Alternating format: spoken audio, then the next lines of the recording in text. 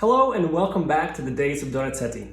Yesterday we introduced the character of Adina with her beautiful long bel canto lines in her famous cavatina, where she is reading the story of Tristan and Isolde to the villagers, the townspeople, if you will.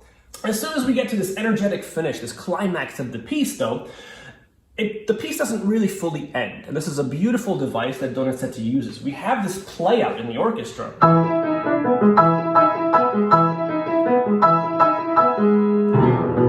And all of a sudden, instead of the final chord being played, we hear a snare drum out of nowhere, somewhere off stage. Something is happening. So he doesn't let the music rest, and it's not allowed to be very regimented and delineated and broken up. We go right into the next number.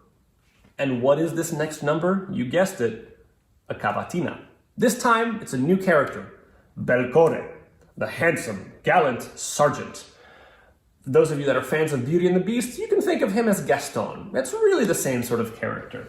So we have this entrance, and then we have this fun little entrance march.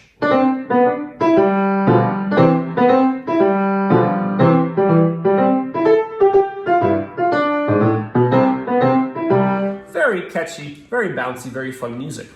Now, because Donizetti wrote this opera in such a short amount of time, this actually comes to us from one of his earlier operas, from his 1826 opera, Alla Ora.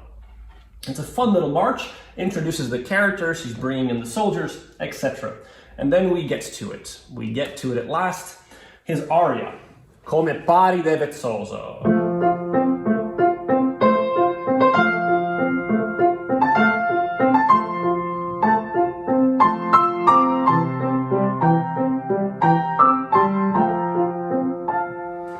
And he sings all about how Paris, the famous Paris, presented this apple to the most beautiful, this most pretty flower. And he has all this text and language, and he seems to be very familiar with Greek mythology, how very well learned our sergeant is.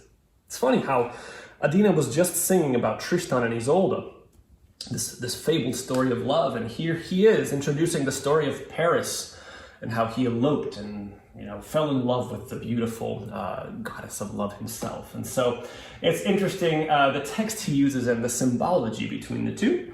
Of course, he presents himself as a very gallant man, and this goes on and on. We get to the final sort of cabaletta, which is the energetic sort of finish to a typical aria. But again, breaking with convention, Donizetti, instead of just allowing Belcore to sing this, has every character thus introduced continue in this discussion and cabaletta. And we hear from Belcore, Adina, Nemarino, and even the chorus in this final section. It gets faster and faster and faster, and it gets even more energetic, louder and louder. It drives to a very, very compelling, fast, thrilling finish. And we talk all about all the concepts we've already heard.